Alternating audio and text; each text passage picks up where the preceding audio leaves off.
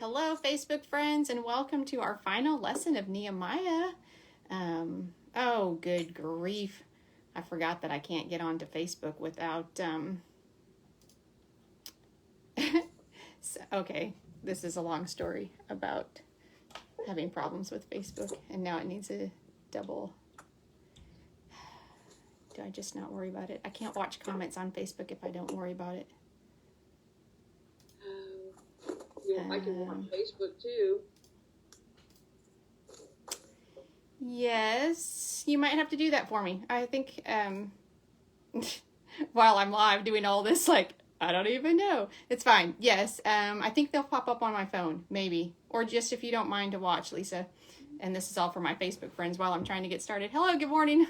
I'm like trying to figure out something changed with my computer and I have to have, anyway, it doesn't matter. We're going to get started on our last lesson in Nehemiah. I don't know about you all, but I thought this lesson, maybe it's just where my heart was this week. I thought this lesson was a monster. Did anybody else, or was it just me? Okay, Lisa says, okay, yes, yeah. No, I did too. Okay, all right. I just was wondering because I just thought there was so much here, and some of it, like, are the lists and things, and we've talked about that a couple of different times, but especially in 13, it was just kind of, I don't know, it was heavy, and I wanted to mention, I watched something that was really kind of cool and helpful to me. Are you guys familiar with the Bible Project? That resource? Do you ever watch the Bible Project? So Laura is saying yes, but jot it down if you want, because I think it does a great job. I really like it. It does a great job of explaining just it kind of does what we do in our introduction session when I try to do just like some background information and give an overview of a book. And it's really kind of fun to watch because in like just a few minutes, they do these, what do you call them? Like just like doodles as they talk, and they draw out these things. Laura, help me, because I know you've nodded. I think that you're familiar with it, but I really I watched this week when I was doing this final lesson, the one on Ezra and Nehemiah, because they put those together, and I talk about just a beautiful job of tying it all together and bringing the details that we've been talking about, because sometimes for me, I love studying this way. I love studying the details, but every once in a while I get bogged down enough in the details that I need reminded of the arc of the story, right? And I thought the Bible Project, I think it's thebibleproject.com. If you look up the one on Ezra and Nehemiah, it's really good. So I just encourage you to take a look at that if you want to. But before we get started, I'm going to say a word of prayer for us, and then we'll do just a little bit of review before we dive in. Let's pray. Father, thank you so much for this group, for this study, for the opportunity to gather and to learn and share. And I just pray, God, that as always, you will help us keep our hearts open to what it is you would have us receive. I thank you for the truths that you have revealed and affirmed in my heart through this story, through this study, and just so grateful, Lord, for the opportunity to just unpack it and kind of comb through it a little bit. And we just lift up our time together this morning to you, Lord, and we ask and lift all these things in Jesus' name. Amen. All right, so let's do just a couple of, kind of like what we did last week, let's do a couple of theme reviews, and then we'll fill in our at-a-glance chart and do some of that kind of good stuff, that technical stuff, if you will. But I'm just going to kind of ask overall, these are the 5 theme areas that I have found, and I shared these with you guys last week too, that as I have gone through Nehemiah, the things that have stood out to me that are kind of themes in here, and I just want to talk about them just for a few minutes before we dive into chapter 11. But the first one I have found is from our key verse, arise and build. And what would anybody throw out for a suggestion on kind of what you have learned or what we have learned together as we've talked about this concept of arise and build? Anybody? It takes some focused energy to do that. Because as soon as you arise to build, the enemy arises to distract. Yeah, I think that's a very good point. There was a commentary note in one of the weeks that I wrote down that said something about what did it say? I wrote it down. The obedient heart is focused. I'm not saying it quite right, but yeah, I was thinking about that when you were saying that just now, Denise. It talks about a focus. Right. Did you write it down too? You know what I'm saying? What I'm trying to. I won't be able to find it real quick probably, but I wrote that down just as like an encouragement, like a heart that is building for God is a focused heart, and we have to come back to that focus and that reminding as we go through. Yeah. So. It's a call to action, is it not? I was listening to somebody else recently talk about a burning bush experience, like I just need a burning bush experience. And I was going back to thinking about Moses's burning bush experience and what he did following that experience. And I'm wondering if every time we stand and we have the same questions Moses did, because what were the questions that Moses, I'm still looking for that note because I think it was so important. What were those questions that Moses had in his burning bush experience? Remember?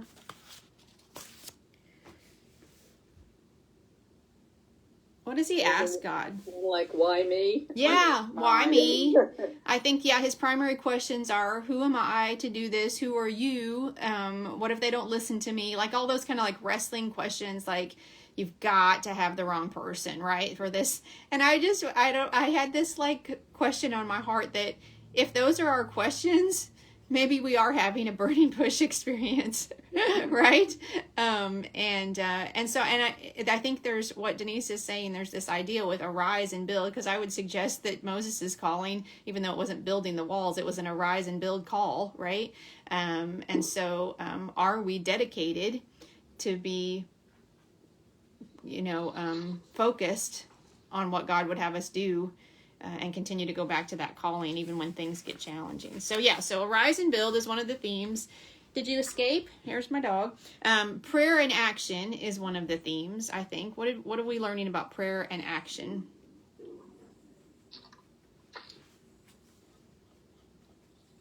Prayer comes first. Tell me again. You can't be so focused on prayer or be so caught up in prayer and the process of prayer and hearing from God that you don't actually act on it. Mm-hmm. There's a balance between praying. Definitely prayer comes first, which is what I think somebody said. Prayer comes first. But if no action comes afterward, it loses something lost. Right. Yeah. Yeah. And I really appreciate that there is evidence of how important both are in this book, right?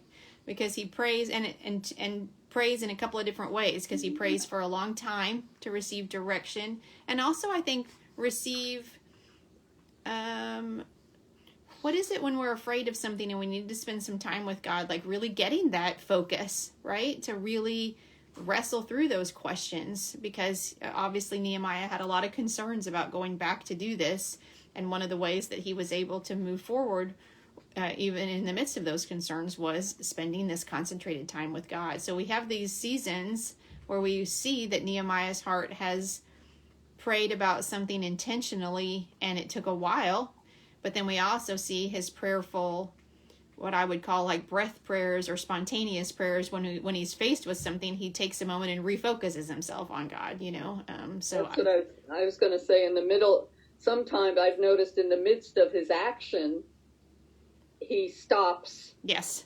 And prays. Yes. And I've always called them bullet prayers. Right. That's a good way too. Yeah. A lot nicer than that. Right. Yeah. Before he responds, we see some of that too. Yeah. Lisa, I did get this to work too, so I can see it now. So just so you know. Yes. And I think both of those are important and true. So.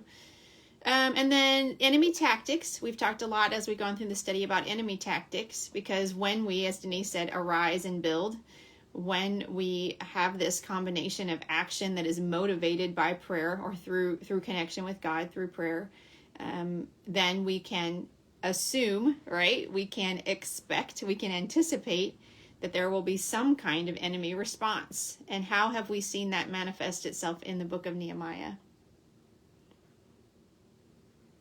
All the way from threats to distraction to tempting Nehemiah to come away to protect himself. Yeah. Bully, discredit, destructive. That's the three words. Yeah. Mm-hmm. All of that. Yes. Mm-hmm. Yeah. Yep. Yeah. All of that is true. And the one that I think bothers me the most, or like it gets, I think it gets more subtle as it goes. And I don't know that we've talked about that really, like, because, you know, when somebody's yelling threats to you, you can see that that's like somebody trying to stop you or deter you or whatever. But when you get when you receive an open letter like Nehemiah did, and you know people have been reading the lies about you along the way, right? Or questioning your credibility, then that is definitely the time when we need those prayerful responses, because when I'm threatened that way, I'm more quickly to want to defend myself. Or when it comes from people who are closer to me, then I'm more likely to follow their lead than I am somebody that's obviously against me, right? And so I think over time it gets more subtle, and so we have to be even more discerning. Yep. And then another theme has been the power of unity. How have we seen that at work in this book? And this is not an exhaustive list. Again, just some things that have been important to me as I've studied. So power of unity, where are we seeing that? Well, when they all worked together on the wall, it got built. Yep. Yeah. And I think, isn't there so much life application for that, especially inside our churches? You know, our hearts and our faith communities are such a place where the Spirit of God dwells, right? Or can. And we get so caught up sometimes in deciding that we want this job, or somebody isn't doing their job, or we're not content with our job, or we're resentful because someone else is not doing their job, you know, whatever the case may be. And there's this power in this story about how quickly and efficiently things get done when everybody takes their section of the wall and focuses on that, right? And it's kind of idyllic. Is that the right word? In some ways, it's idyllic, and yet, isn't it the kingdom work, right? When we are willing to do our part and do our job. So. And then the last one for me, which really came about in last week's stuff, is revival, this sense of revival, and what causes and sustains revival hearts, for lack of a better word, right? And so what have we seen is the cause of revival in this book? Well, it took one person to recognize their destructive ways to try to rally them. I don't know if that's what you're looking for, but you know, sometimes it seems like it took one person to start it. Yeah, so it takes like a call from someone or a group of someone's. Yeah, for sure. Yep. And I liked what you said last week with unity begins individually.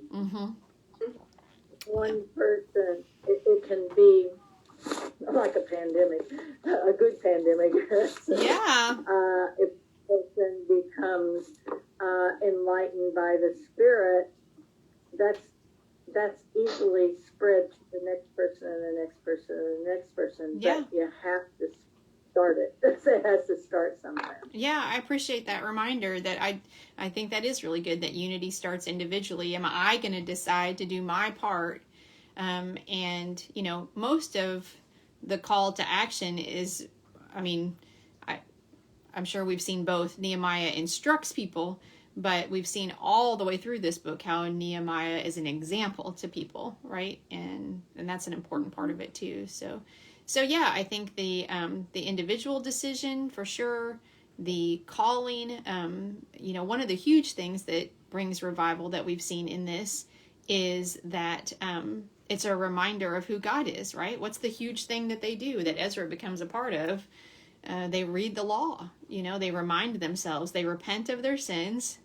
They're reminded of what God has done for them, his faithfulness through the generations, and they repent of the way that they have not focused on him, they have not obeyed him, and then they celebrate him and come together to worship, right? And so it's a reading of, and a teaching of, and an understanding of, and an application of the law, right?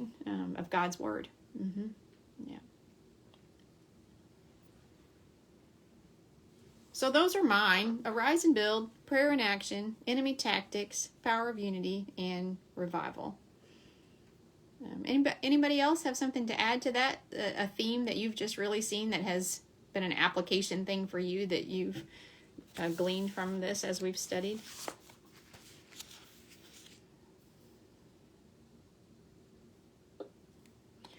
How about let's do our chapter themes for 11, 12, and 13 before we get into 11 so that we don't forget to do that. Anybody have a chapter theme from 11 that you want to share?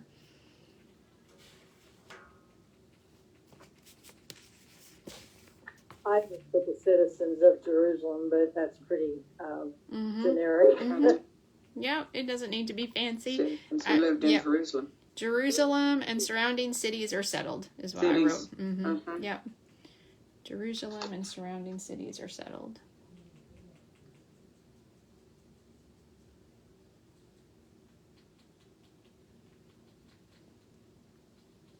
How about 12? Just the dedication of the wall. Me too. Yep.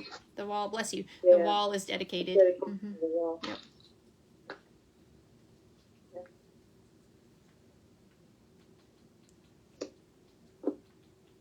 And how about 13?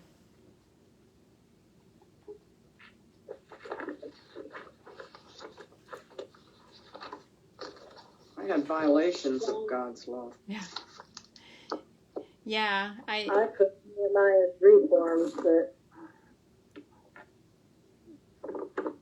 I put Nehemiah encourages authentic worship, which is probably a kinder version of. I didn't. I first put Nehemiah pulls out the hair of people, but then no. When I read that to my sister, she was like, I said, church discipline at its best here. Beat them with a stick and pull their hair out. I have a friend who does the class after the fact on Facebook, and she texted me and she's like, are we allowed to do that in churches today? And I'm like, well, I guess so, as long as it's okay that somebody's doing it to us, because I'm like, how do you hold them down long enough to get their hair pulled out? But that's another thing. When I read it, I was angry. Oh, violent. Yeah. Yes, he was mad. It seems that he was mad.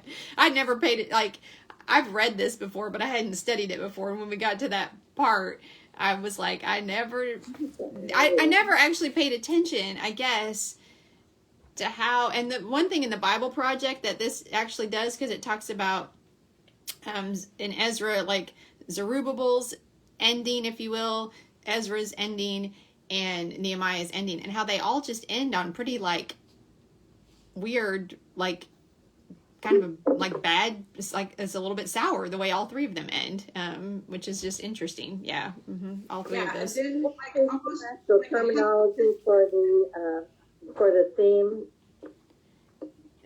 Barb, go ahead. Just a second, Barb. Then Denise. Yeah, Barb. What was your actual terminology for the theme? On 13, Nehemiah encourages authentic worship.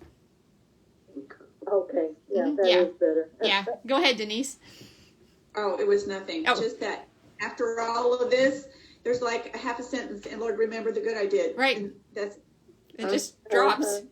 Yeah, it's interesting. I didn't think about that until I saw that in the Bible Project when they did kind of that arc, like I said, and I'm like, you're right. It does kind of all just kind of abruptly not end. It's not a Hallmark movie, is it, Lisa Wood? But it ends in a nice, tidy. People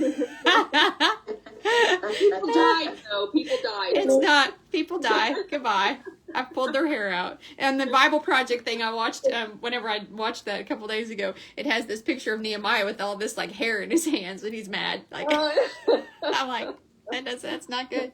No. Listen, I grew up with two sisters, and my eldest sister pulled our hair all the time. Did she really? All the time. That's wrong. That was her fight. Yeah, that was her fight. We still laugh about it. We still joke about That's wrong. That's funny. I'm going to tell her that, too. Okay. Oh, yeah. That'll go a long way. It's like his conclusion, and all of a sudden he says, well, I've got a clear conscience about this. Yeah. It's like the conclusion is Nehemiah's clear conscience. Okay, so Nehemiah 11, basically, and we'll go through this, but basically verses 1 to 24 are going to be about populating Jerusalem, and then 25 to 36 are about people who lived in Judah on the outside of Jerusalem. Side of. Yeah. Yeah. And verse 1 talks about how the leaders lived in Jerusalem and that they cast lots to bring like a tenth of the people living in cities around Jerusalem. And then verse 2 talks about how some volunteered to live in the city. Right? And then basically verses 3 to 24 are the lists of people who moved into Jerusalem and lived there. And we have those divided up in Judah, Benjamin, priests, Levites, gatekeepers, and the rest. Like just a few verses, right? Kind of divided all the way through verses 3 to 24. I had this little note that I wanted to share with you because there, and after this, I'm kind of done with 11, but we can talk about whatever you want to. It says, remember that Judah and Benjamin were the two tribes of Israel who made up the southern kingdom of Judah. We remember that, right? When the tribes split in like 931 BC, 10 were northern kingdom and 2 were southern kingdom. And these tribes, Judah and Benjamin, that they're talking about in verses 3 to 9, right? Tell me if I have the wrong place when I'm going through, because sometimes I do. The southern, that's the southern kingdom, right? Those are the tribes that made up the southern kingdom. Jerusalem was the capital of the southern kingdom. The temple was the center of worship there. Remember all that fighting about like where would the northern kingdom worship, right? Because they didn't go to Jerusalem anymore because the kingdom had split. The people of Judah were those who the Babylonians took captive. We remember that in 586. And the descendants of those tribes, the ones that Babylonians took captive, are the ones that these verses are talking about. So it just kind of just put that back in context a little bit. Then 25 to 36 are the names of people who lived in Judah other than Jerusalem and the surrounding areas. And the places named are cities around Jerusalem there. And that is really all I have in 11. What do you guys have in 11? Anything else that you want to? Just in the commentary. Yes. I think we figured out that people didn't want to live in Jerusalem because it was broken down and everything. And it talked about, and it just says now the leaders of the people lived in Jerusalem, but apparently it was a big deal because the leaders, had to show the way that it was okay to be there. And if we're expecting you all to come here and live, then we have to set a better example. And I kind of read that in the commentary. Yeah, that's good, right? Because I'm glad that you pointed that out, because again, it goes back to kind of not asking your people to do things you're not willing to do, almost, right? Yeah. And the casting of lots was like the lottery where when I first read, did they want to go or not? They lost if their name got drawn, I think. Yes, that's the impression that I got as well. Yeah. Good Me point. too. Yeah, good point. Yeah. All right, well, we can always circle back if we want to, but let's go ahead and dive into 12. This chapter is about the priests and Levites from Zerubbabel's time to Nehemiah's time, verses 1 through 26. And then we have verses 27 to 43 is about the dedication of the wall. So we kind of have two things going on here. And we kind of start with a list of priests and Levites who come to Jerusalem with Zerubbabel. And if you remember, maybe like in Ezra, I think I'm right about this. In Ezra, it starts, Zerubbabel leads there's 3 waves of return to Jerusalem. Oh, we can look on we have a page. What's the page that has that on it? I think 111. Okay. Zerubbabel leads the first one. Ezra reads the second 111. And 107 107. is it? Through returns from exile. yeah, did I pull mine out already? 107. I don't know. Oh, here it is. I already pulled it out. Yeah. Zerubbabel. See the number 1.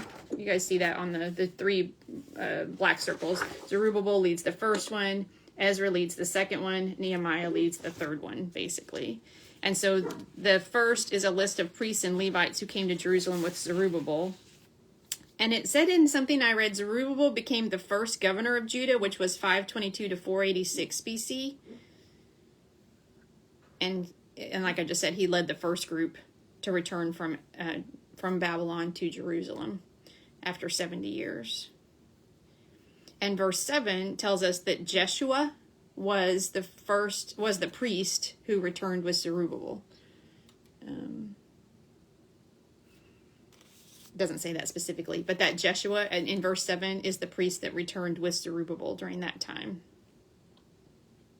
And Jeshua is, so in Nehemiah 3:1, I think I'm doing this in a confusing way. Nehemiah 3:1 tells us that Eliashib, I'm trying to say that right, Eliashib is the high priest that returns with Nehemiah, right? And Eliashib is Jeshua's grandson.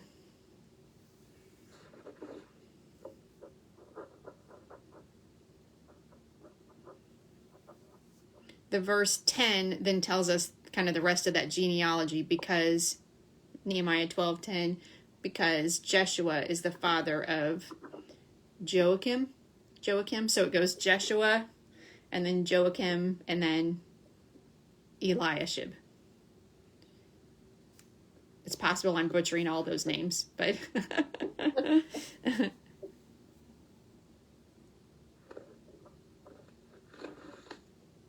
and the reason, like, it's important for purity that, you know, that the genealogy of the priests.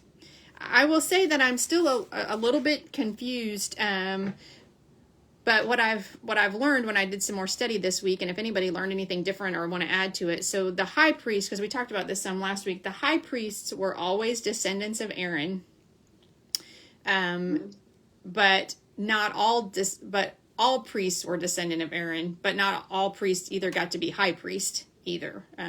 And so you have this, like on this chart that I sent, that I just lifted, I just found it somewhere, but I thought it was like, you know, decent. I sent it around in email, and it's, for those of you on Facebook, it's in an attachment in the Facebook feed. But you can see how a lot of people from Aaron, and this became priests, but not all of them were high priests. And then there's all these descendants of Levi that serve, as we're learning in this chapter also, they serve as other religious positions, right? But not all priests. So again, I think we said this last week, all priests were Levites, but all Levites were not priests. We're not priests. And all priests were not high priests.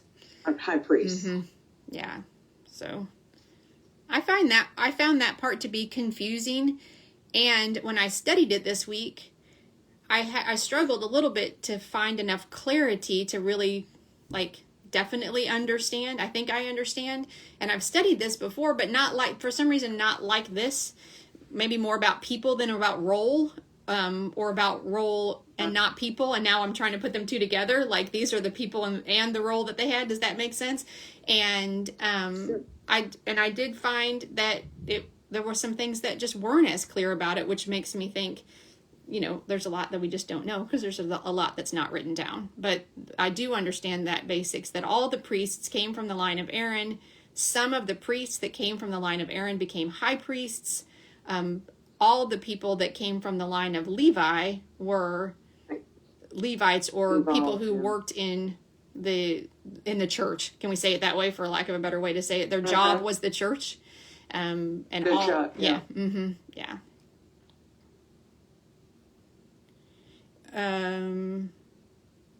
If you remember in Nehemiah 7, kind of towards the end of Nehemiah 7, there was this little section about those who could not prove Jewish descent. Remember that? And so one of the reasons that these records are kept the way they are, and that they try to prove this, is just because it mattered to them, you know, that you needed to prove your Jewish descent, so, or your family of origin. Verses, then when we jump to verses like 22 and 23, we get a list of the Levites who were registered.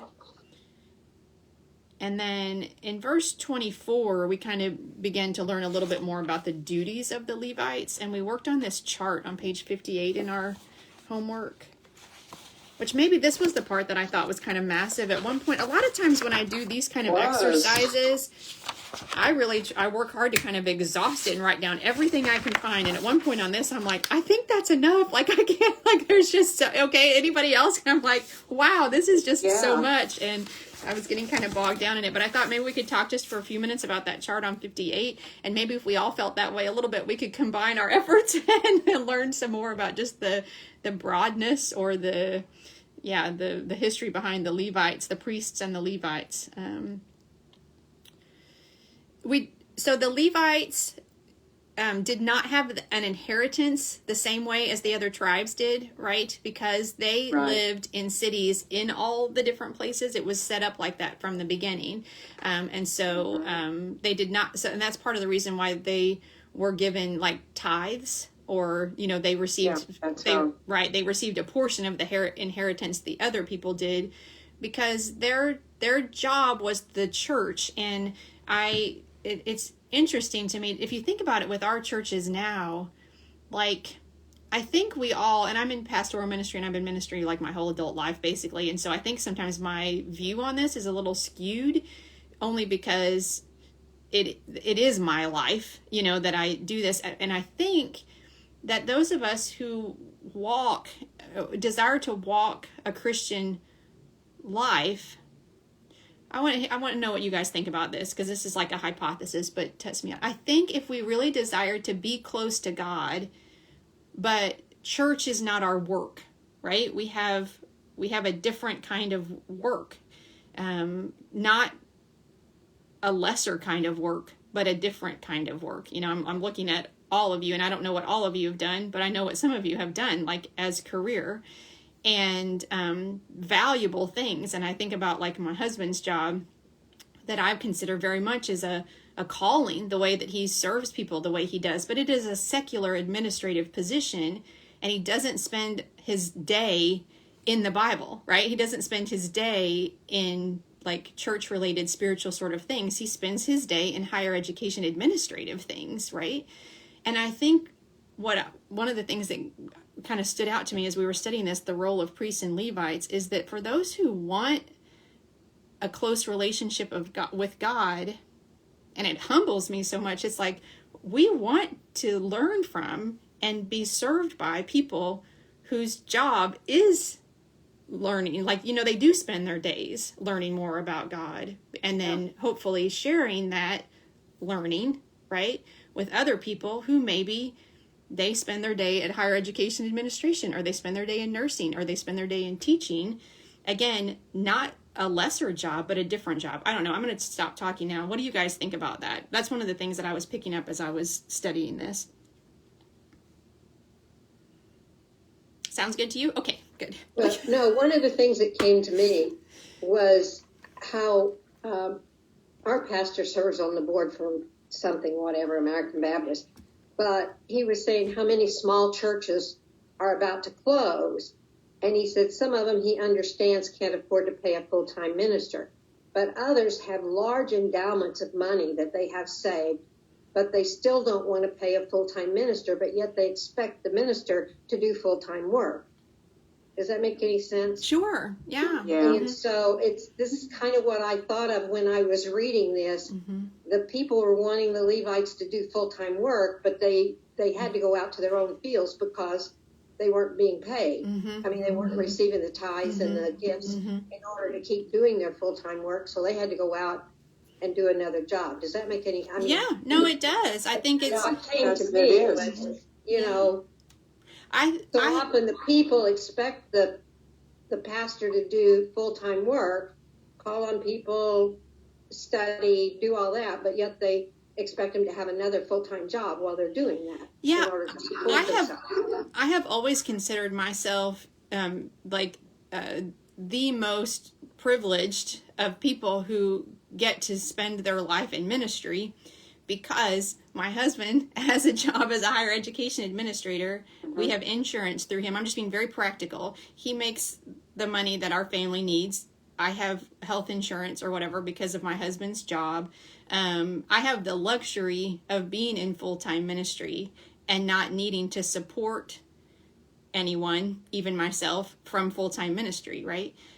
My choices and my decisions, if I didn't have him, if I had children and not had him, or whatever, would be vastly different, if I were needing to make money either off of this or off of something else, the amount of time I could spend in it would be vastly different. So yeah, I just lift that up. I hear what you're saying, Helen. Yeah, I think it's, yes.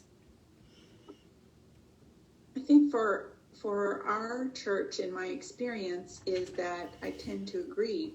The people in our congregation were thankful that and willing to, obviously they supported the church through their offerings, and to pay a pastor so that he would have all of his time devoted to the Bible, so that he could bring out truths that they, perhaps because they had to make a living, they don't have the time to do that for themselves, and they were appreciative of that. Not a teeny tiny church, but but certainly I have heard of, and we've had people in our in and out of our church office who were in the same situation that Helen talked about. Expected to do the work of a full-time pastor and having to support themselves doing something else. Yeah. And the flip side is also true that, we probably all know people who are supported and don't serve their people well either. So it's like in all things, the opposite is true as well. So I'm not like trying to plead any kind of case or something. It's challenging. It's tricky, I think. Yeah, for sure. So, but what are some of the things from page 58? Anything I don't think we can get into everything on this, but some things that stood out to you that you wrote down that were maybe new to you or reminded you of something important that you wrote down about the role of the priests and Levites? Not only was the chief priest and the priests in charge of making sure they themselves were pure, they purified the congregation, they purified the building, and some of them were in charge of the worship, the thanksgiving, for the praise, the singing, all of those things, all those components that we think of as worship. Yeah. One of the things I wrote down, and I kind of was just saying that, I'm like, the role was not better or even special, I wouldn't say. It was separated. And that's the thing that I like. I think sometimes we don't do people in ministry a service when we separate them with this sort of like, it's not just people. When I was in licensing school for my license in the United Methodist Church, I read something that really stuck with me about like church unity, if you will, and that we have different roles in the church. And as a pastor, our role is to go to the Word. I mean, as a preacher, I guess, because pastor encompasses more than preaching. As a preacher, our role is to go to the Word and communicate what we heard it saying, right? Like that's like, and somebody else's role is to do this, and somebody else's role to do that, and it like helps you like not elevate yourself, because we don't need to be elevated. Your role is to go to the Word and communicate what you're hearing, right? And sometimes, and if you're a pastor also, sometimes your role is to go when someone's hurting and to pray with them and hold their hand, right? Like that. I mean, and so it's just your role. It's separated, but there is something unique about being the one, or being one of the ones who your time is supposed to be dedicated to service, right? To serving the Lord and serving the people. And that's what your time is supposed to be dedicated to. Yeah, go ahead, Barb. I found it very interesting that all Levites that were 20 years old or older were registered for service. They didn't really have an option. You have taken the option. You have the option of serving as a minister or a pastor or a preacher. They really didn't have that option. They were, that was their occupation that was chosen for them. I found that interesting. I knew they took care of a lot of things, but I don't think I ever realized that when they hit 20, that was it. They were registered to serve. And and the flip side is, that is their inheritance. To me, it's a privilege. I've laughed with my husband at times when this has gotten hard, because no matter what we do, if you're a nurse or a teacher or anything else too, it gets hard. I don't mean just an administrator, whatever, it gets hard. But there are times when I've said, don't you know that if I could do anything else, I would? But there's something about it that I'm like, no, this is, I believe this is what I was created to do. And I'm so fortunate that I also have the opportunity to do it, and I do recognize that. But, yeah, it is a privilege. The team took it that way many times too. So, and what we've looked at is, they felt privileged to be able to do that. Two of the things that stood out to me is that they were to give true instruction because they were the messenger of God. Yes. That's what I had. Yeah, the messenger of God. The lips of the priest. Yeah. Ought to preserve knowledge from his mouth. Men should seek instruction because he's messenger of the Lord. Yep. That was the priest. Yep. Serve God and serve the people full time, right? I was full time. Read in Ezra chapter 7, and it says in verse 10, for Ezra had set his heart to study the law of the Lord and to do it and to teach his statutes and rules to Israel. I mean, that's kind of what pastor does. Yeah. Right? Heart to know the word of God and teach it to others. Yeah. Yep.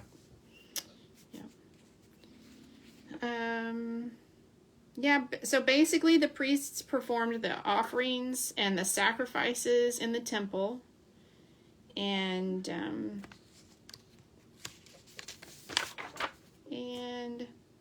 the Levites, we looked in Chronicles and in Numbers. A lot of this was on page 49. I don't know if you're interested in looking there. So the priests did the offerings and the sacrifices, and the Levites did things like purification, thanksgiving and praise, offered burnt offerings. The Levites, during the time when they moved the tabernacle, did you guys pick up on that? When the tabernacle was moved, they're the ones that tore it down. They were in charge of that. Yeah. They were in charge of the tabernacle. Yep. Yeah. We were in charge of the unleavened bread. Yep. For sacrifice. For everything involved with it. I always thought the moving of the tabernacle. Yeah. Go ahead, Lisa.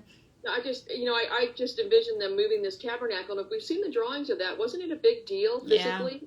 Yeah. And I don't think of the Levites and the priests as physical, right? Yes. And so that's always my number one. They were in charge of moving that tabernacle. I just think it's amazing. You know what? That makes me think of one of the things that I always have believed. You guys can test me on this too if you want. Is that a church, large or small, has what it needs. So you have people in a church most of the time who are interested in the grounds and the building and the maintenance, whatever that means, right? You've got somebody who cares whether the thermostat, maybe too much, is, set right, or if the HVAC people need called because, whatever. I've served in a lot of churches and I know this is true. You have somebody that has some money because there's practical needs. You have somebody that has hospitality. They're the first to call people when people are sick and they need meals taken, or they're organizing funeral dinners, that kind of thing. You've got somebody that's gifted with some kind of evangelism, outreach, something. They're the ones that say, we need to be out in the community. Who's going to be with me for VBS? Those kind of things, right?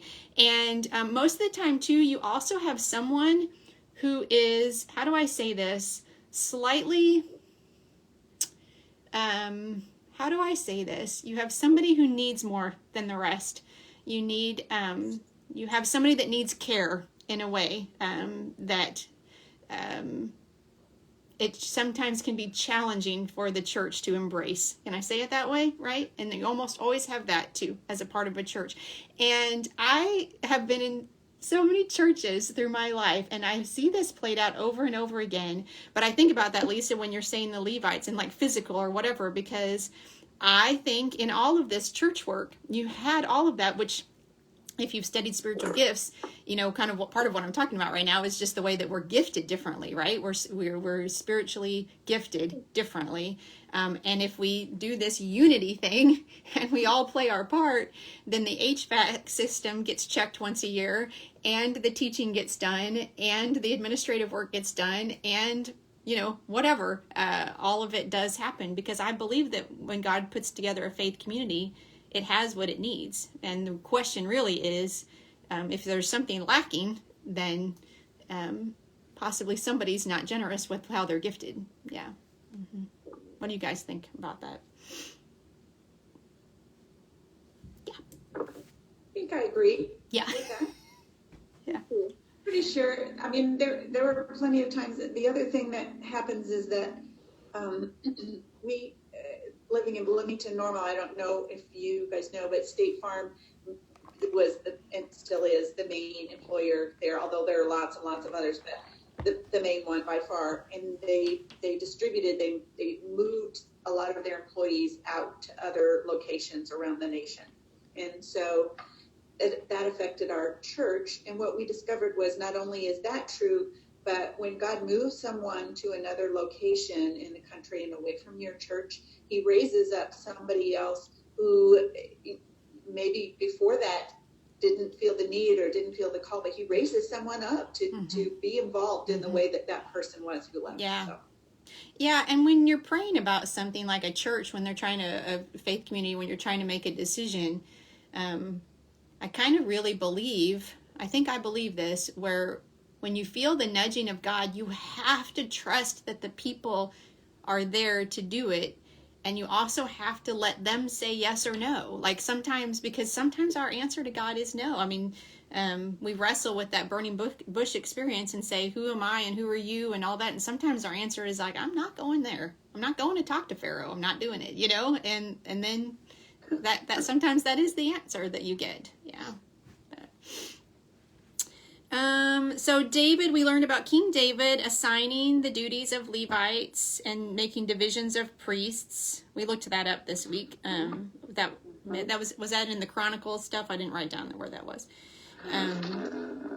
David also was a musician who wrote many of the Psalms, and we did some looking at Asaph, who lived during David's time and also wrote some of the Psalms. And we learned that David assigned Asaph's sons much of the worship in the temple. I liked that part of it so much. There was such an emphasis on music in these verses that just, it reminded me, music speaks to me so much. I know I've said that before. And it's like another way that, I mean, these were the messengers of God, right? Like, and some of them used words, spoken words to communicate, and some were doing some interpretation, and some were singing, right? And offering sacrifice and praise through singing. Yeah. So then when we get into the next section that starts on verse 27, this is where we start the dedication of the wall. And they celebrated with gladness, with hymns, with thanksgiving, with songs. This sounds like a fun party to be at. I don't know about y'all. The priests and Levites, they purified themselves. I think we mentioned this already. The gates, the people, the wall. Had choirs walk along the walls until they met at the temple. The rejoicing was so loud it was heard from far away. This reminds me, when I thought about this, I think just Lisa will probably appreciate this. Susan might appreciate this too. When I was at Grace Church in Carbondale here, my dad was pastor there, and during the time he was pastor, the church did a really large addition on the building, and I was a part of that dedication ceremony. And I just remember just what a special gift that dedication ceremony was. We did a lot of music that day. I can't remember. Isn't this crazy? I remember the music. I think someone spoke, but I don't remember that part. But we did a lot of music. We had a lot of music in the church. Lisa, did the angel choir sing that day? Were you still doing that? Yeah, I can't remember if we did. I remember worship team and we're in our church stuff, but I can't remember if angel choir We did. had an angel choir, little bitty kids. We had a bell choir. We had what they called a chancel choir, a larger choir. We had a group that did interpretive dance. We had Oh my word, I was part of all of those.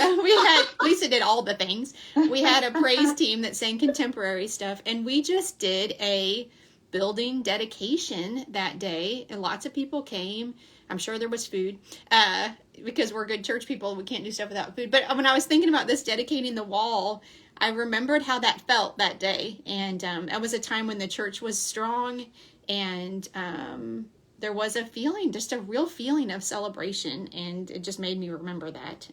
It was very music focused and very joyful. So, and then, and we better enjoy it right now, because things are going to hell in a handbasket fast after this chapter.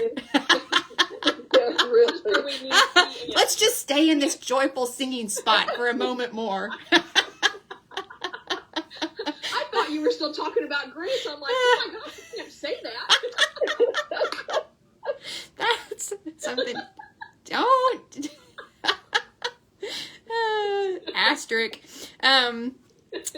And then, so men were appointed over the chambers for storage of the contributions, appointed to gather in the portions, verse 44, and they're receiving, it's going well so far, verse 47, they're receiving the tithes and contributions, right?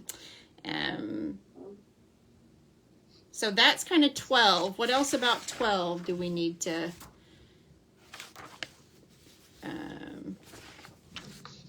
look Angie, at? you were talking about unity earlier, and the unity to build, but they had unity in the worship too. Yeah, and that's really important too.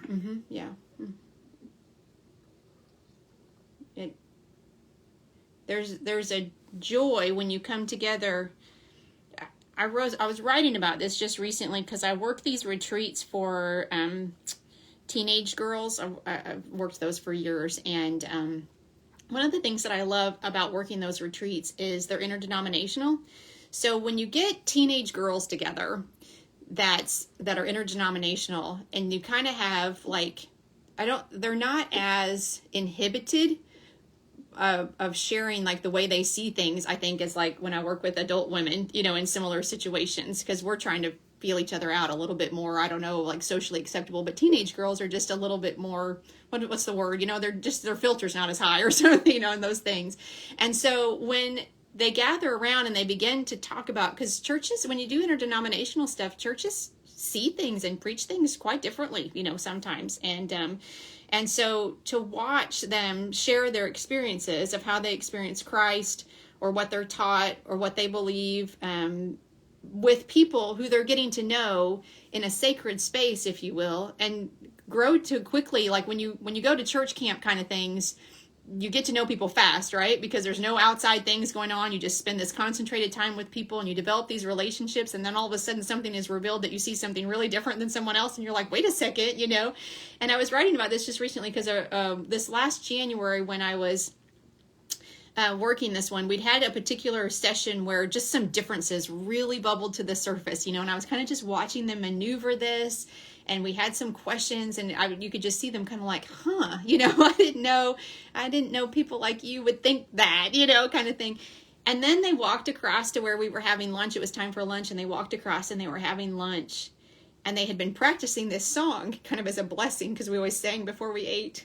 And just one by one, even after kind of these like hard conversations and realizing our differences and some of those things, they joined hands and began to sing this song a cappella in like probably 3-4 part harmony, because they were very gifted musically. And I just stood kind of like this. I just stood, at the side and watched that and just kind of wept, because I'm like, that is, what Denise, what you're talking about, where for a moment we just let go of maybe the specifics on how we would do things differently. And probably for these Levites, there was argument over somebody took care of the bread one way and somebody should have taken care of it another way. And, you didn't practice your music enough. And so you weren't ready today when you were supposed to be, all that's the culture is different, but people don't change that much. Right. And so, there was some of this, but what we see in this, I think, is just so beautiful, and that people are coming together to celebrate something. And even like I was saying with that dedication, at the church that I was serving at, there was a lot of different opinions about a lot of different things in that church at the time. But that day, we let go of those things and we worshiped together and we celebrated. And I think that's so true. Yep. Anything else on chapter 12? All right, well, let's dive into 13. Yep. Laura, what were you saying here? This is really interesting in the chat. Yes. Laura says in chapter 12, verse 47, they're talking about Israel giving the daily portions for the singers and the gatekeepers. It would be interesting to know if that was literal. That literally the singers and gatekeepers received just what they needed for each day. Ooh. Assuming this refers to food and drink, I think about manna. Yeah. What you need. Yeah, that's a good, just an interesting observation, Laura. It is an interesting observation. I appreciate that. I'm going to look. Does anybody have a commentary note on that? 1247. I can look. Yeah. Give me a second.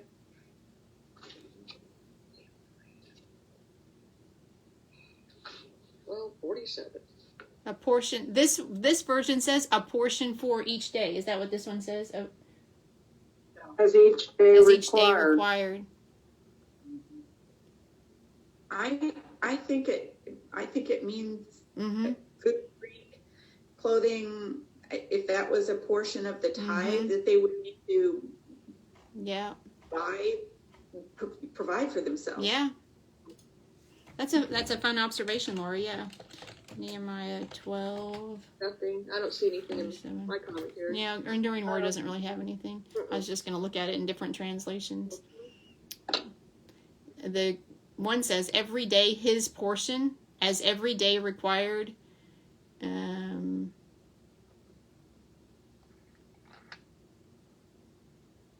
Every day his portion, daily portions. Yeah. That does seem to be what it means, yeah. Every day to support. The Israelites gave every day to support the singers and gatekeepers. That's slightly different, where that's more on the focus on the Israelites, not so much receiving. And what is this? The Message says, they also set aside what was dedicated to the Levites, and the Levites did the same for the Aaronites. It does say that in ours, doesn't it? Sorry. No, that's I thought fine. that was different. Sorry.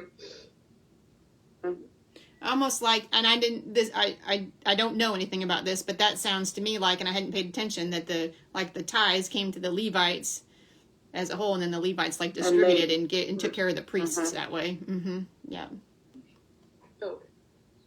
Which makes sense, kind of, because you have a lot of people who are doing church work, and then you probably have people who are doing more concentrated, like if you're doing offerings and sacrifices and stuff. So you might even think of that as like a body of Christ, if all the Levites are the church people, if you will. Now their job was church, but I'm trying to think about this a little bit different. But they're the ones receiving the tithes and offerings, and they're taking care of the church with the tithes and offerings, and they're taking care of the church pastors, almost, if you will, with the tithes and offerings, which would be like the priests. Yeah. Interesting stuff. All right, well, let's dive into 13. We don't want to miss what's going on in 13 for sure. How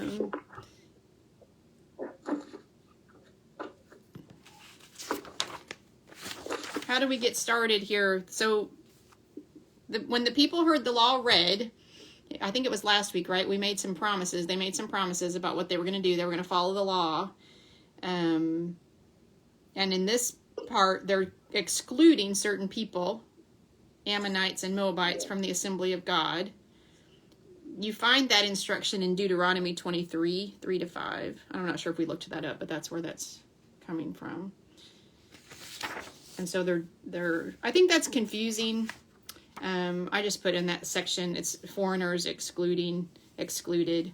I just think it's important to remember that they were consistently warned about intermarriage with outside people because of the gods, worshiping gods. And if you bring that in, then you will turn your face away from God and worship other things.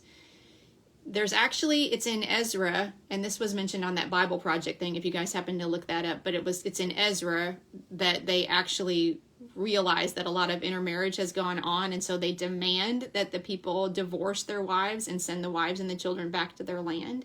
I think it's Ezra that does that.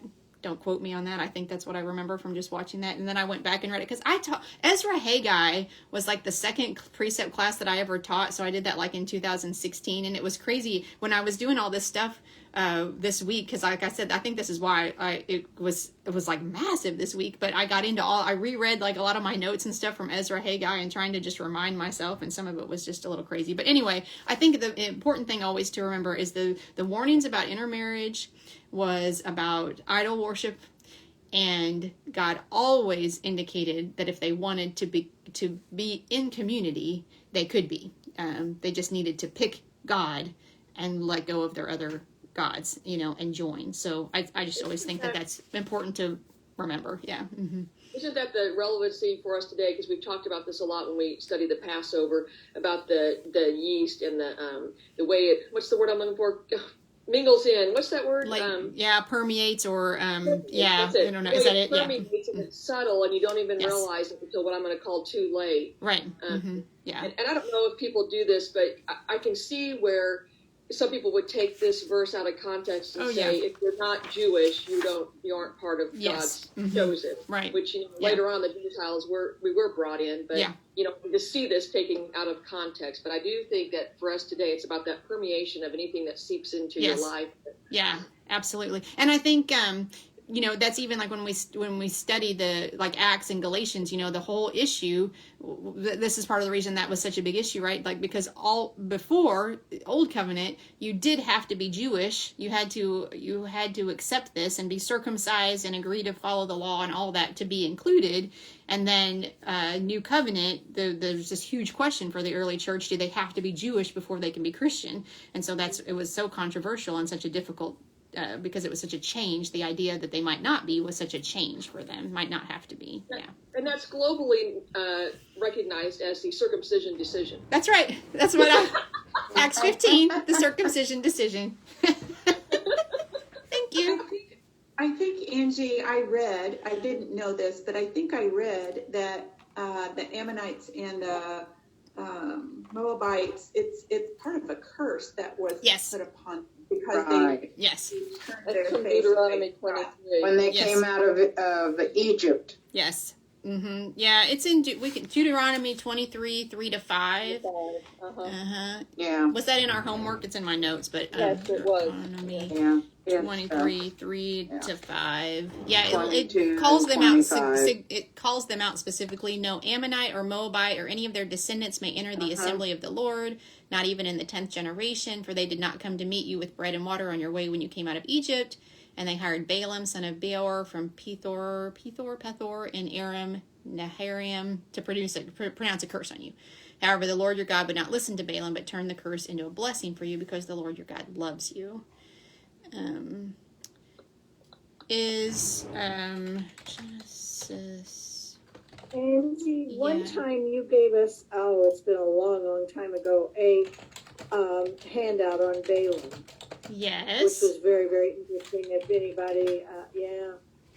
anybody would want it, I could send that. He was bad. Yeah. It's been a long time since I looked at that, but I do remember doing that. And actually, this is a curse word. Some of the information was from MacArthur's Bible commentary. Who? That's why I said, so that may be a curse. I don't know. That person. I always like it how Mary Ellen says, I've got a note from that person you don't like me to talk about. That's right. Yeah. So I'm thinking I remember this, and I'm looking it up at the same time. So in Genesis 19, the story of Lot and his daughters. You guys remember this story where they slept with Lot too? And so those children that were born out of that situation are the father of the Moabites and the Ammonites. Oh, really? Yeah. I didn't know that. Now, in order to talk about that more intelligently, I'd have to do some more study. I thought I remembered that, and it's in Genesis 19, 36-38. Both of Lot's daughters became pregnant by their father. The older daughter had a son. She named him Moab. He's the father of the Moabites today. The younger daughter also had a son. She named him Ben Ammi, he is the father of the Ammonites of today. That's in Genesis. Where is that? Genesis what? 19. Genesis 19. Genesis 19, yeah. Now, I didn't know that.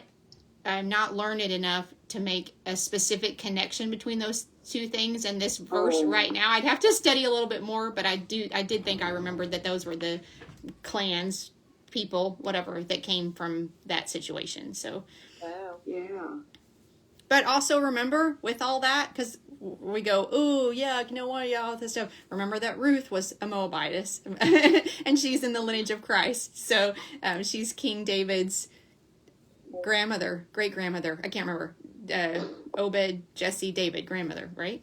Yeah. So One of the things I read as well talked about any one of them could turn away from that and turn toward God and be welcomed back into the community. And I think you said that at the top of this discussion, and I think it warrants saying it again. Yes, I do too. I do too. I appreciate you saying that again, because it's there's the story of redemption and inclusion and acceptance is woven through the Bible over and over and over again. It's the unlikely outcast people that are continually brought into fellowship and acceptance. So the ones that the community shuns, over and over again are I mean, think about Rahab, right? In Joshua 2, the prostitute that basically saves the spies, and is so instrumental in making that happen. And she's in the lineage of Christ, so yes, this is not, he does have people who are set apart. It's almost like what we're talking about with the priests and Levites, right? He does have people that are set apart, but it doesn't mean that people that don't do that job, if you will, aren't equally welcome in terms of fellowship and God's relationship with God. Mm-hmm. Repentance is a wonderful thing. Yeah, yes. We should spend more time doing that too. So verse 4 to 22, let's dig into that section. Nehemiah was governor of Judah, and then he goes back to Susa for a while, verse 6, right? He's going to leave for a while. And then... That a while was 10 to 12 years, I read an enduring oh, did you? word. Okay. Wow, really? I see, when I thought a while, I thought maybe he's gone a month or so. Yeah. But he was gone from Jerusalem 10 to 12 years. Well, no wonder things got out of hand. That's a long time. Yeah, no kidding. Yeah. The governor leaves for 10 years, they're going to fall, the mouse is away, the cat's away, the mice will play. The enduring word... The enduring word says this section indicates that Nehemiah left Jerusalem and went back to his duties in the Persian court. He was gone from Jerusalem for anywhere from 10 to 12 years. Nehemiah left sometime after the remarkable spiritual revival noted in the recent chapters. But the real test of revival, the real test of God's work in our lives, is the long term. It is seen where we are with the Lord 10 years after a season of great work. Yeah, so... It kind of goes back to what Helen was saying a few weeks ago when we were talking about,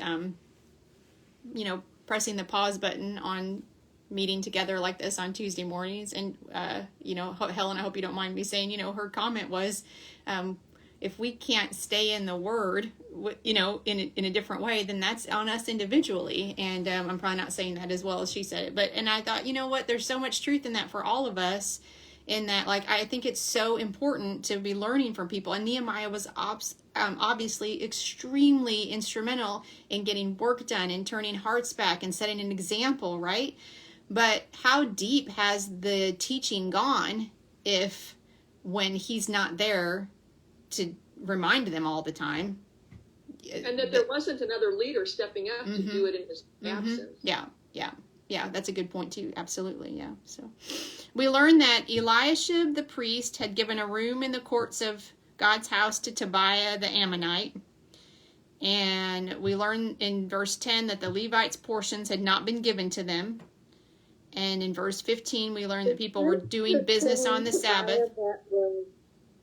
Is this the same Tobiah that was a problem with Salabat and My question. whatever I think so. We're when not you were doing. having I think so. We're not look. I don't think we're looking at 2 Tobias. Is it? There's not that Okay, much time thank that's you. passed. Yeah, no, the commentary says it is. Okay. Two. Okay. He was not only Same president, one. he lived there, yeah. Yeah. Okay. Yeah. Okay. He hadn't changed over So the he was years. a problem for a long time. Yeah. Well, sometimes people are problems for a long time. Like Yeah.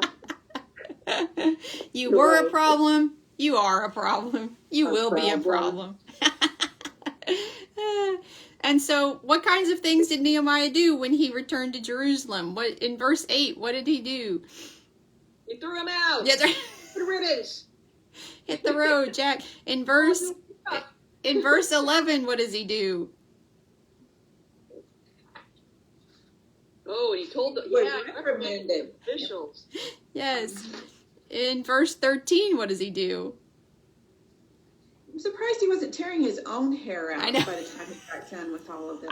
They don't talk about that specifically, do they? He started pointing people and Yep. restoring the house. Yeah. Yep. How about in verse 19? I'm just pulling out some things that. Commanded the doors be shut. Yeah. Oh, the Sabbath. Yeah. That's right. Yeah, on the Sabbath. And how about 20? Until after. Yeah. How about 22? Purify yourself. That's right. You can feel it, can't you? You remember when, for those of you who did Galatians, and we were just like, man, he's upset right now, isn't he? Yeah. Like, yeah, you can just feel it. Really Yeah. mad. Hmm. Again, it says, and God, remember me and have compassion on me. Yeah. Hmm. I've said several times. It sent us back to, I think it did, Nehemiah 10, 28 to 39. Nehemiah 10, 28 to 39 was how the people are, they make a covenant with God. They declare they will support the work of the temple. They say they'll be givers, like this is who we're going to be.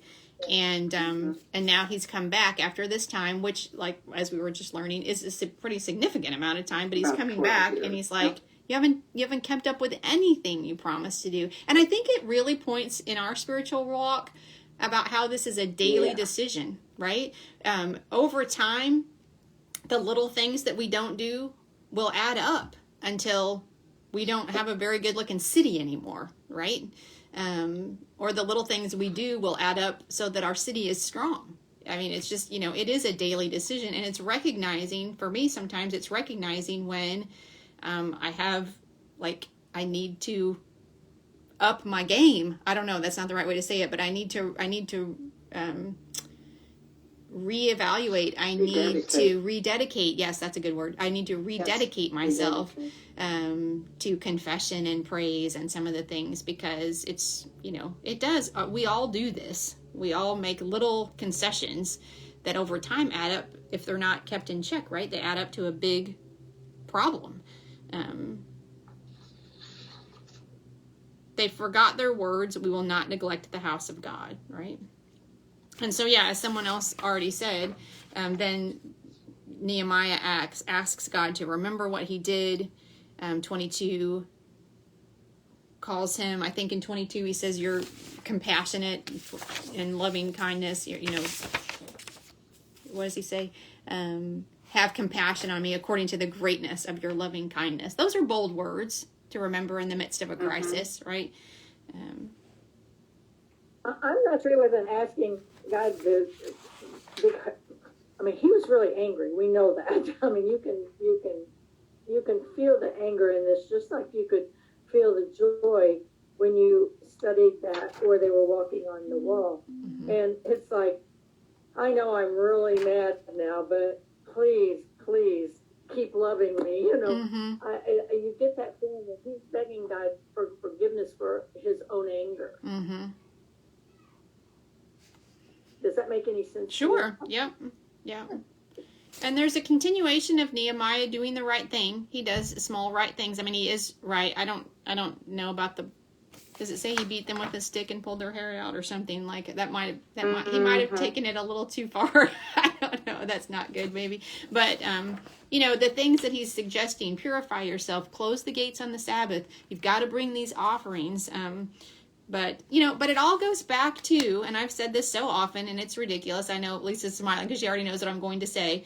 if you do not make these dedications in your heart, they will not last in your actions, right? So, what? So that's what Denise put in the comment in the notes. Yes. Real revival involves heart transformation and not just the emotion of a momentous occasion, which took me back to the commentary from 12, because there wasn't a lot in there, but purifying the people, it says that they were outwardly worshiping, but they weren't able to change. And it says something's wrong. Their worship is not a true worship of God in spirit and truth, but instead a soulish experience. All that inwardly moves a person in a deep way is not necessarily of the spirit. Yeah. It can be of the soul. And dividing which is truly spiritual and which is merely soulish is a great work of God. Yeah. I think that's what you're referring to, Denise, that it was kind of this big mountaintop experience, but then there wasn't a lot of change in their life as time went on. And that's what I think when Angie always talks about the heart change versus just the moment. And those heart changes, I mean, those worship services and dedication days and stuff, they're fun, and that's good. And it can be joyous. And I'm not discounting that. I think it really can be. I remember when we celebrated, it was the 150th homecoming at Faith Church, right, Joyce, when we were there, and we packed that little church, and we had a fun day because we were celebrating the fact that we'd been there as a church for 150 years. There were a lot of people at the church that day, but those kind of things are great, and I have that memory in my heart. But the real work of that church over 150 years was the Sunday to Sunday, the daily stuff, the years of whatever, the years of funeral dinners and taking food to people when they were sick, and vacation Bible school, and the things we were talking about earlier, right? That's what builds a church. And so you can, if you only do the 150th dedication of the wall kind of things, then over time you're not going to have a life that is spiritually based, right? Because those kind of events don't change your heart, right? Yeah. Seems like without the direction of Nehemiah, they were just lost. They went right back. Yeah. They didn't have to be, though. I'm not disagreeing with you. I'm just, right. No. I just, that makes me think, because again, that's what everybody is saying, that their heart wasn't as right. The heart was in it as long as Nehemiah was kind of there pushing them, so to speak. Yep. But without Nehemiah around, they just lost it. Yep. It just wasn't there. Yeah. Doesn't that kind of happen to all of us when we kind of Yes. Yeah. Let life get in the way. Yeah. That's one of the reasons that for me, I build accountability into my, I know I do better when I'm doing it with someone, or when someone's counting on me, or, because I want to do it. I want to live that way. I want to learn. I want to be studying. And yet I know, that without some level of accountability, I will put it off, or I will let busy decide, for me. And, very hard to solo it. Yeah. Yes. Maybe impossible. Isolation is very vulnerable, and, the enemy is quick to attack the sheep that has wandered a little bit, because they don't have the group around them to help defend them, I think. Yeah. I'm learning that. Was why go ahead.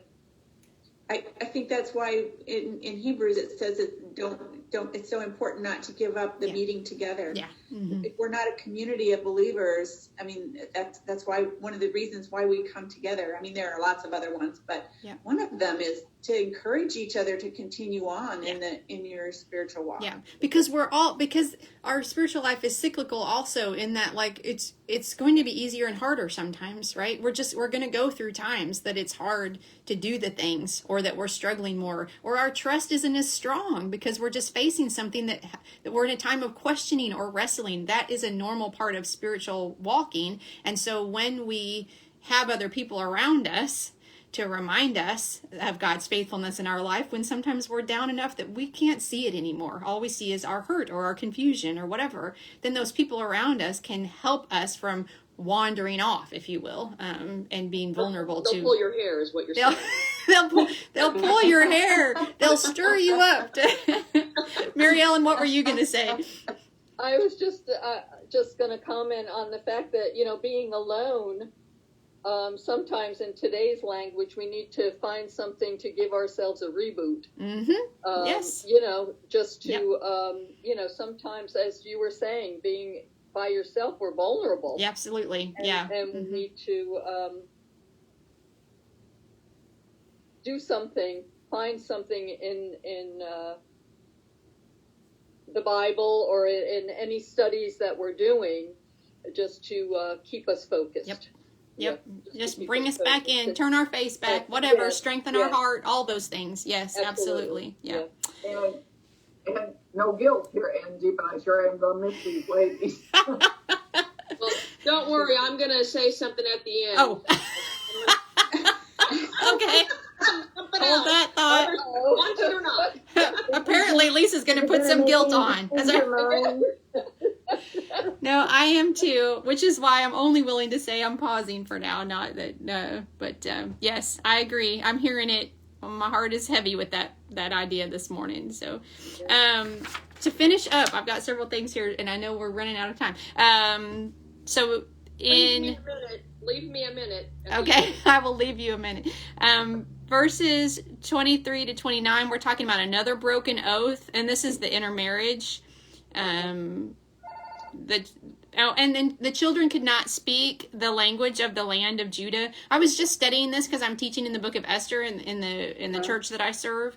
And one of the things about when Vashti denies to come forward to dance at the banquet, you guys know the story that I'm talking about there. And one of the concerns, and the men get concerned about what's this going to be like, and all. And one of the things that they say is to make I think this is at the end of chapter 1, that to make a rule that the language has to be the language of the husband has to be spoken in the household, because what they were seeing was when there's a cultural difference, that the language of the man's tribe or something, if you will, and this was Persia, not Judah, but wasn't being maintained, right? And so there was like this what is that, like assimilation or something into the other culture, and they were saying no, I don't agree with this, but the woman has to speak the man's language, right, to preserve the man's heritage, is what they were saying. So this is what they're talking about, heritage.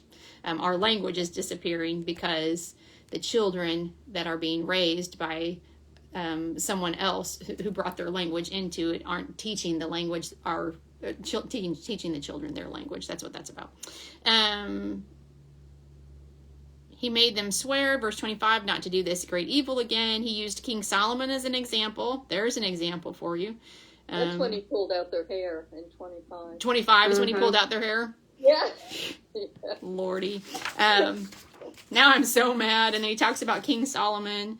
And, his downfall was the women. The foreign women, and not because they're foreign, but because of the idols that they brought in, and his alliances with people who worshipped something else, the alliances that he made through marriage.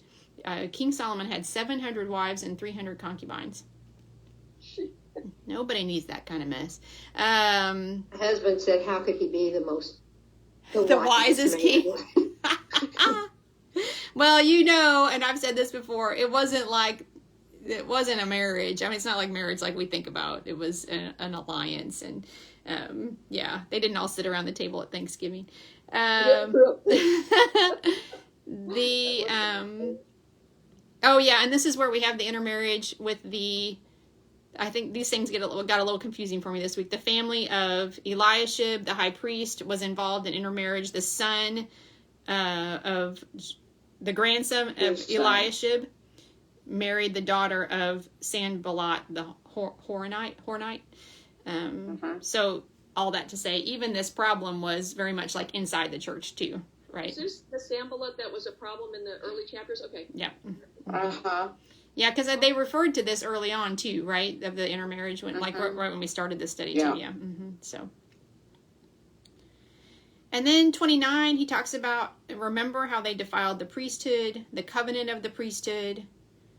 And then he called them to be purified, to be cleansed from everything foreign, and again appoint appointed the duties of the Levites and the priests. Cleansed from everything foreign. How would our life be different if we were cleansed from everything foreign? Yeah. And you know what I'm talking about. I'm not talking about nationality. I'm talking about things not of God, right? Mm-hmm. Yeah. So we did a few cross references on purification, page 54. Let's just close by, because apparently I got to leave Lisa a minute. 54 and 55. There was a lot of them. I'm not going to go one by one because we don't have enough time. Yeah. But anything in those verses that particularly meaningful or wanted to shout out?